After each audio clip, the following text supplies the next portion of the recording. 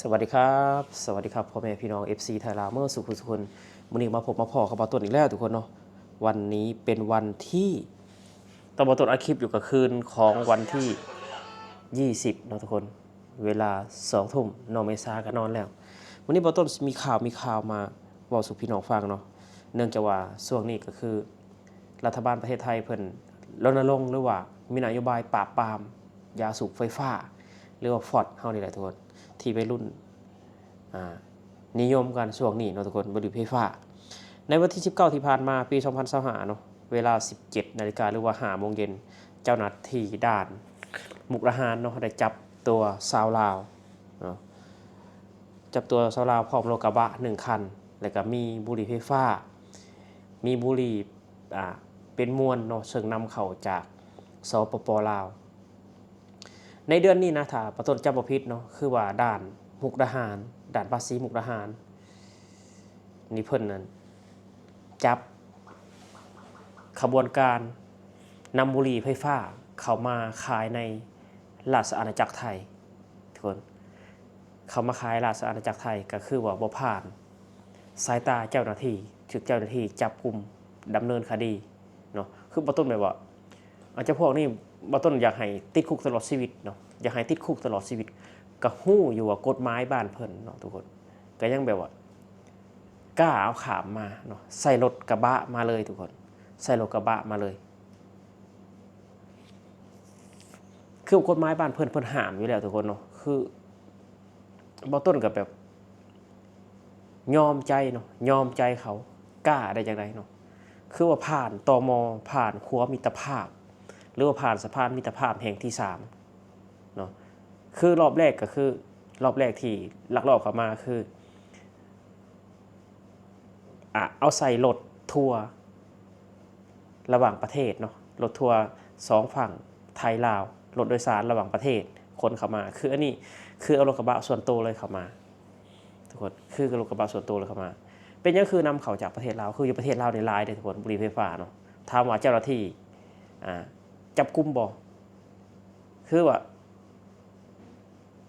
คันว่าจับกุมบอกกระจับอะไรทุกคนแต่ว่า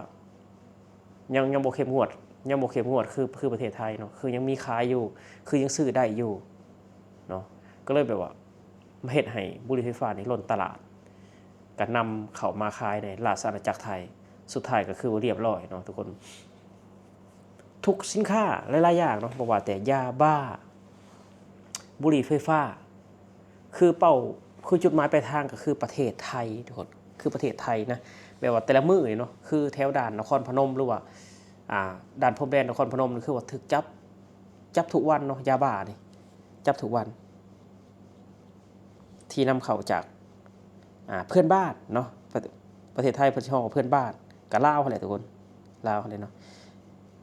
อีกหนึ่งก็คือล็อตใหญ่เลยเนาะคือวันที่19คืนกันทุกคนจับยาบ้าล็อตใหญ่1,900,00019,500,000 เม็ดอยู่ที่แขวงบ่อแก้วทุกคน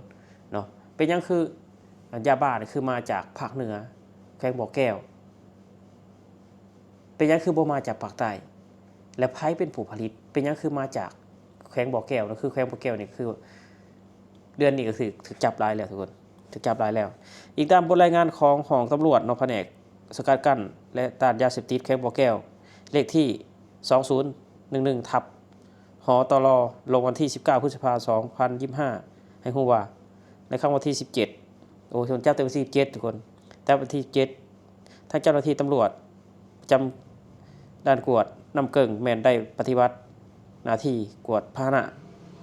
ผิดปกติฮอดวันที่11 โมงเนาะชิ้นที่ได้กวดรถบรรทุก22 ล้อทุกคนรถพ่วงแม่ลูกเนาะรถพ่วงแม่ลูกที่คนยาบ้านี่มาหัวลากขับมาจากเมืองต้นเพิ่งจะลงไปเมืองห้วยทรายแขวงบ่อแก้วเนาะจับผู้ขับขี่ได้1 คนเท่าแปรวางอายุ29 ปีทุกคนอายุ29 ปีอาชีพขับรถสัญชาติลาวชนเผ่ามุ่งอยู่บ้านพลสว่างเมืองลำบากแขวงหลวงพระบาง เครื่องของกลางและเครื่องติดตัวที่ยึดมาได้คือ 1. ยาบ้าจำนวน78กระสอบพี่น้อง78กระสอบมีอยู่ 9,750 มัดเท่ากับ19ล้าน5แสนเม็ดน้ำหนัก 2,184 กิโลเนาะ2รถบรรทุก2ล้อหัวลากสีแดง1คันคือ2-3 มื้อที่ผ่านมาก็คือแบบเอารถ Fortuner ขนเนาะอยู่แพงบ่อแก้วเช่นกันบัดมาวันที่17เนาะคือเอารถ22ล้อที่ขนยาบ้าทุกคนคือว่าปกติสิส่งเข้ามาจังภาคเหนือของประเทศไทยเนาะแต่ว่าคือตอนนี้บ่ว่าแต่ภายปกครองทหารเพิ่นเอาจริงเอาจังทุกคนเพิ่นเอาจริงเอาจังก็เลยแบบว่าพันเปลี่ยนส่งขามาทางภาคอีสานแทนบัดนี้ภาคอีสานแทนคือยังบ่หมดจักเทื่อทุกคนก็คือว่ากระบวนการขายยาบ้านี่คือเขาบ่ย่านเนาะบ่ย่านโทษบ่ย่านติดคุกบ่ย่านถูกวิสามันผลิตมาตลอดทุกคนผลิตมาตลอดบ่ต้นคิดว่าโรงงานนี่ผลิตทั้งวันทั้งคืนเนาะยังได้หลายปานนี้ทุกคนผลิตทั้งกลางวันกลางคืนเลยแหละบ่ฮู้ว่าเขาผลิตอยู่ไสทุกคนบ่ต้นคิดว่าโรงงานสิใหญ่นะยังผลิตได้ขนาดนี้โอ้โหอันนี้ก็คือเสียอนาคตแล้วทุกคนเนาะอายุ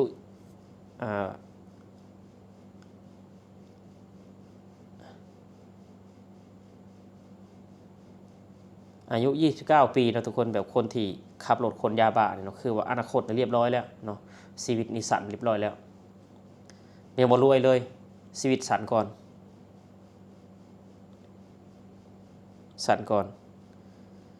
บ่ต้นบ่ฮู้นะว่ารับจ้างคนยาบ้านี่สิได้จักล้านเนาะถ้าถามว่าต้นจ้างบ่ต้น2ล้านบาทบ่ต้นยังบ่เฮ็ดเลยทุกคนย่านทุกคนเนาะย่านถ้าชีวิตเฮายังมีลมหายใจบ่ต้นเชื่อเลยว่าหาได้เงิน2ล้านบาทเนาะอันนี้คือเขาจับได้เลยก็คือว่าจบชีวิตชีวิตแบบพ่อแม่เพิ่นทนุถนอมเลี้ยงใหญ่มานะมาคิดสั้นๆแบบขายยาบ้าแบบนี้